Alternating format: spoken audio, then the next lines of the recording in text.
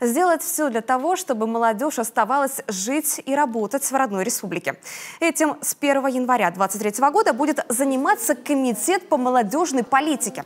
Напомним, новое ведомство появится после реорганизации Министерства образования, науки и молодежной политики КОМИ. Она должна завершиться до 1 декабря. Как отметил зампред правительства республики Алексей Просужих, комитет будет работать над реализацией социальных проектов, общественных инициатив и гражданско-патриотическим воспитанием.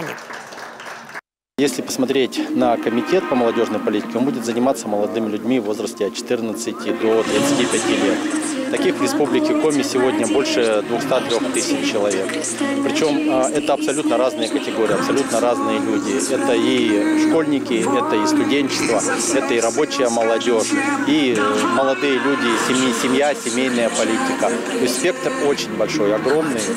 И мы очень планируем, очень хотим, чтобы 2023 год в республике Коми, он стал действительно таким молодежным, когда бы мы подвергли и оценке того, что мы делаем.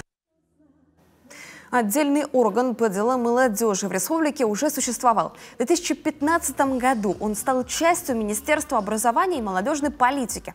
А в 2017 в названии ведомства появилось еще одно слово – «науки».